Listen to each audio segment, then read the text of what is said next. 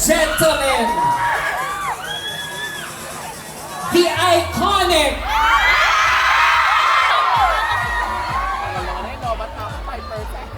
ang nag-iisang meme, the unkabog-kabog star, the biggest star in the Philippines right now, Cardo!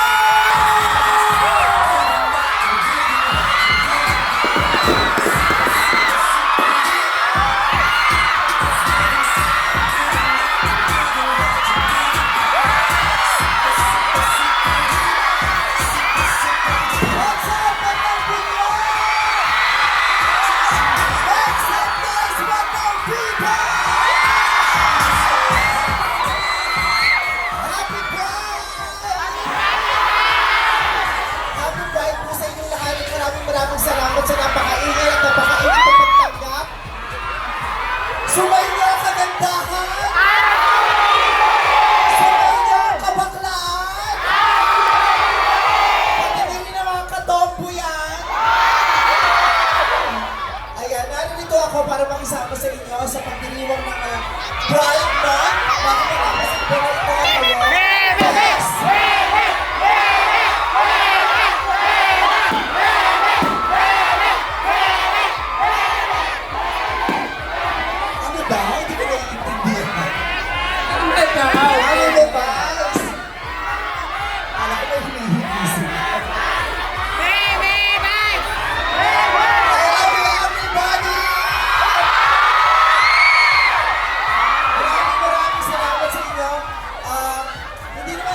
Kauna-unahang pagkakataon na nandito ako sa inyo. Maraming beses na akong bumibisita.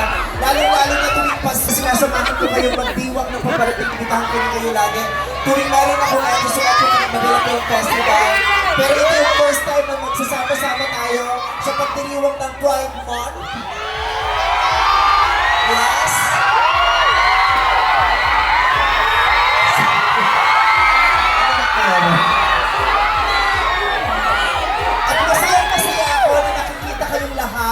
Dahil hindi lang kaming mga miyembro ng LGBTQIA+ community ang narito, nakikiisa lahat ng genders, lahat ng kasawian, at kasama niyo kaming niyayakap ang bawat isa upang magpakita ng suporta at pagmamahal sa bawat isang bahagi ng aming komunidad. Maraming salamat po. Ay natin sa mga bakla, ang daming bakla sa Binyan! LGBT sa Binyan! Pati na rin yung mga nasa Skydeck Bar, mga bakla! Mga nagpapainom sa Skydeck Bar, mga bakla! At nandito rin ako kasi gusto ko magbigay ng isabihin sila sa mga pangunahin na lugar na nag-adapt at nag-implementa ng Right to Care, ng Right to Care program. Napakalaking bahagi napakalaking bahagi nito para sa aming komunidad na mabigyang proteksyon ang aming mga karapatan sa mga pagkakataon na meron kami mga pangangailangan, lalong-lalo na ng medikal. Kaya maraming salamat for adopting the Right to Care program.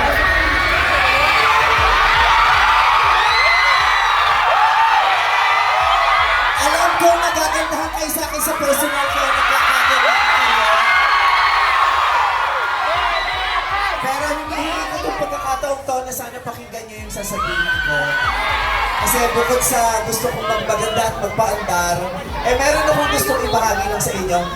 Kung napapansin ninyo, umulan ng malakas bago kayo magsimula. O pagkatapos ng marcha kanina. Ganon din sa UP. Pag nagkakaroon ka kami ng malaking pagtatanghal doon para sa Pride Month, umuulan din ng malakas. Gaya na sa ibang lugar ng Pilipinas, pag may Pride event, umuulan ng malakas. Yung iba nagtatanong bakit ba kailangan umulan? Parang nadadaon na ang tala o nauun siya ng program. Sabi ko hindi, maganda yung ulan. Kasi tuwing umuulan, dyan talaga lalong lumalabas ang kagandahan ng bagay. Sabi nga ng kanta, diba? There's a rainbow always after the rain. Ang pagpatak ng ulan na yan ay lalong nagpapanigning ng kagandahan ng mga bakla at ang lahat ng kulay ng LGBTQIA+ community of the rainbow community. Yes, kung sa araw Kung sa araw at pag umuulan lumalabas, tayo bilang mga bahaghari. Pero sa gabi tayo naman parang mga tala sa langit. Hindi tayo nawawala ng silbi, nagniningning pa rin tayo. Kaya naman, naririto ako para sabihin sa inyong lahat ng mga bahagi ng LGBTQIA+ community na ipagdiwang ninyo ang inyong mga sarili, ipagdiwang ninyo ang inyong mga kasarian, yakapin na do ito at ipagmalaki, ipagdiwang, ipagmalaki, iwagayway, ipagsigawan, ipangalandakan. At naririto rin ako para kumatok sa puso ng lahat ng mga pamilya. Lahat ng mga pamilya na merong miyembro ng LGBTQIA+ community, naway sa loob ng tahanan ninyo magsimula ang pagmamahal na tansadyang dinedeserve ng bawat isa. Naway sa tahanan ninyo magsimula ang pagmamahal na hindi na kinakailangang hanapin pa sa ibang lugar. Pagmamahal na magsisimula sa tahanan hanggang sa paglabas ng pinto nito, hanggang sa mga pagpasok sa mga susunod pang pinto na papasukin nating lahat kailangan. Sana'y mamutawi ang pagmamahal sa lahat ng eskwelahan at pagyakap sa lahat ng LGBTQIA+ community.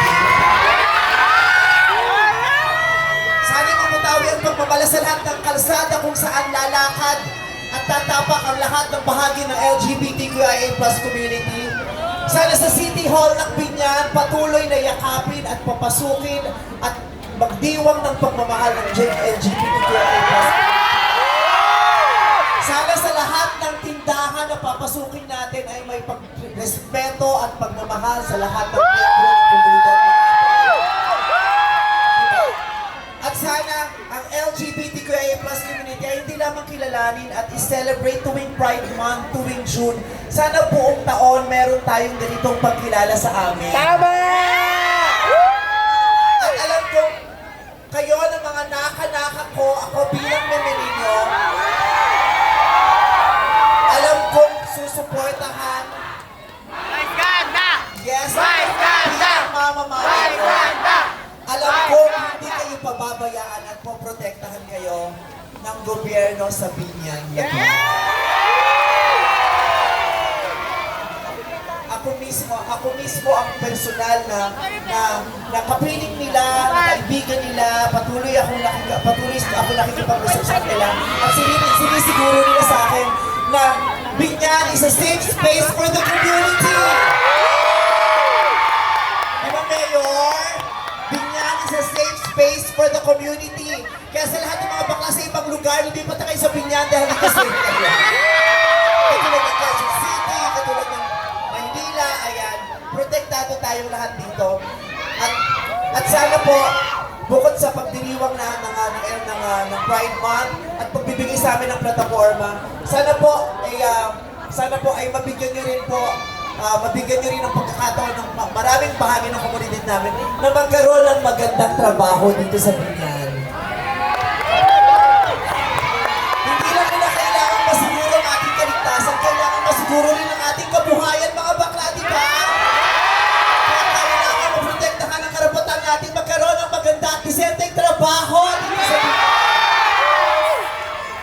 Huwag niyo ipagkait ang trabaho sa mga bakla at sa mga miyembro ng community namin dahil makikinabang din doon na yung mga babae at lalaking show ang sinusuportahan namin. Ang mga tambay na pinapainom namin. At ang mga pamilyang sinusuportahan ng bawat isang breadwinner na LGBT. Diba, ang edukasyon ng bawat isa ay naway maprotektahan din. Mahaba-haba pa ang lalakbayin natin lahat, pero magandang simula ito at maraming salamat dahil magkakasama tayong lahat. I love you, mga people ng Binyan! I love you very much!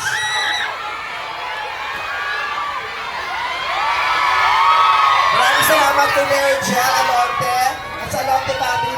Maraming salamat sa pagmamahal niyo sa LGBTQIA+ community. Patuloy ko kayong pasasalamatan.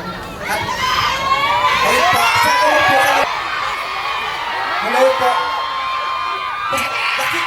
Hindi ko alam kung sigurado ako hindi lahat na nandito bakla o tomboy o bahagi ng LGBT. Sino rito ang mga diretso, straight na babae? Sino rito mga straight na lalaki, taas ang... Bakit kayo nandito? Ang parang...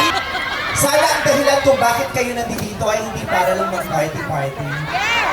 Sana ang dahilan kayo bakit kayo lahat nandito dahil tinatanggap, niyayakap at minamahal ninyo ang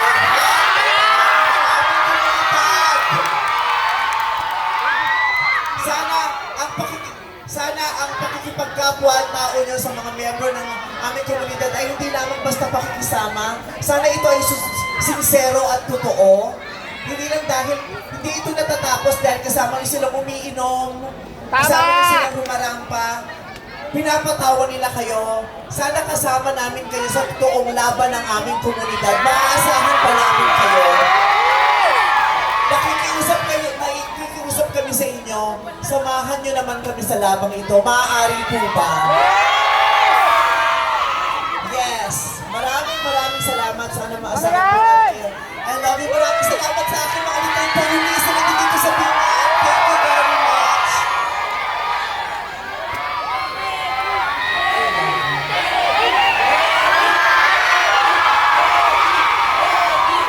At meron kayong mga mapapanood pa ng mga performances sa sadyang makapagbibigay ng masaya at entertaining na gabi sa inyong lahat. Again, maraming salamat. Mabuhay ang LGBTQIA+ community! Mabuhay ang mga bakla! Ang mga tomboy! Ang mga bisexual! Ang mga transgender! Ang mga pansexual at lahat ng walang gender identities. Maraming salamat po sa inyo. Sige, akin na pinakamalapit ito.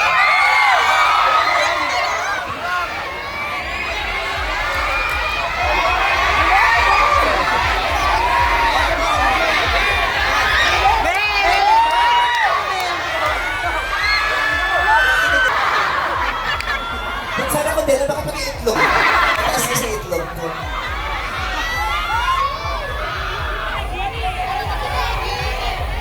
Ang plastic, papilitan ko yun. Ha? Okay. So, ipaparapol ko daw tong cellphone niya. Ipaparapol ko ba ito, ate? Ano ka ba?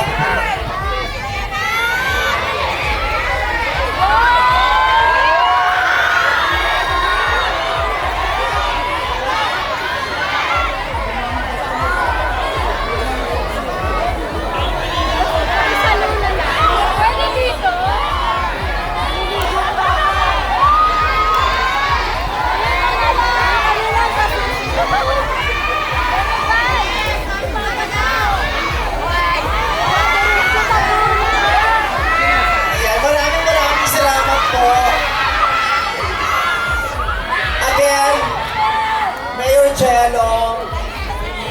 Jel, thank you very much.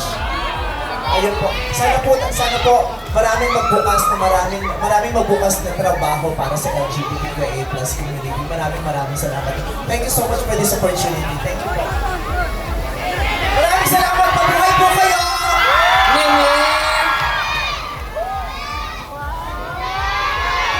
Meme, bago ka umalis, mag-picture muna. Ay, oh my God. Ayan, mag-picture po muna tayo sa likod ng ating mga kababayang Pinyanense. Yan. Ikaw muna, Meme. Yes! 1, 2, 3!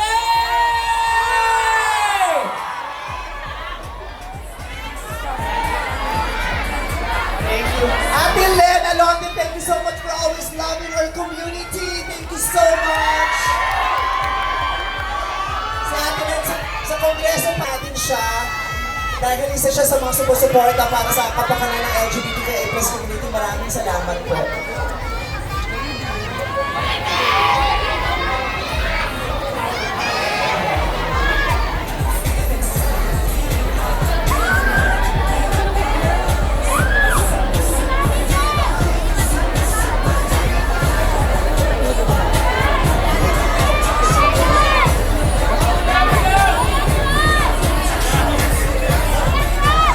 lang, bakla.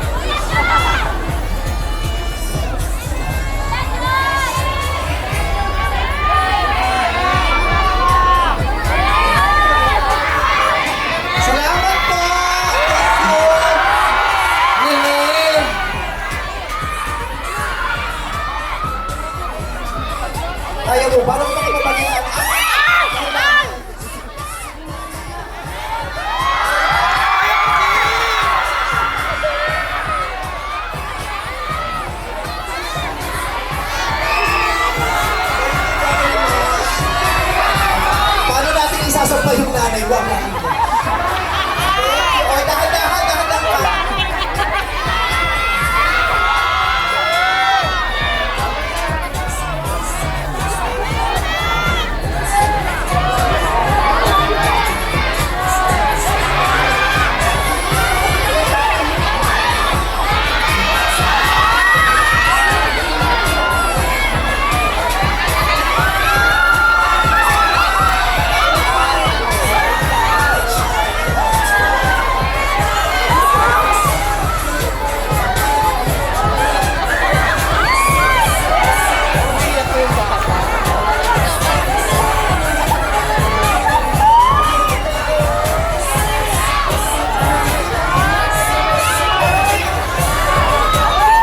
Ang cute!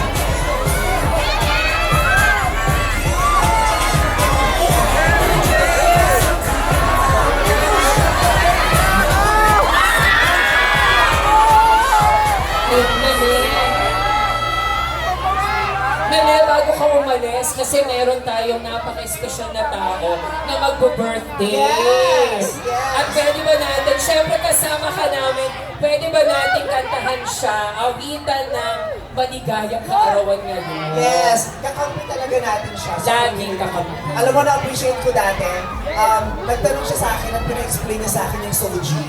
Dahil kailangan niya bumoto na the Soji beer. Oh! So, nagtatanong talaga, pina-explain kasi gusto niya talaga maunawaan. Sobra ko yung na-appreciate sa kanya. Kaya naman, malapit ang birthday niya. Yes, So, malapit alam po. ginawa kami lahat. Sabay-sabay natin kantahan ang happy birthday si Ate Lela. Lord! Birthday to you. Happy birthday to you. Happy birthday, happy birthday. Happy birthday to you. Yes! Happy birthday to you.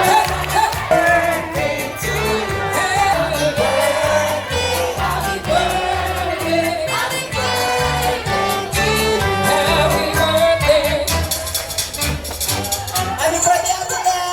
Love you! Yan mga bakla ng binyan! Happy birthday. Happy birthday to you. Make a wish! Ang nanay ng mga bakla sa binyan. Happy birthday! Para daw sa community natin ang wish ni Ate Lela. Oh,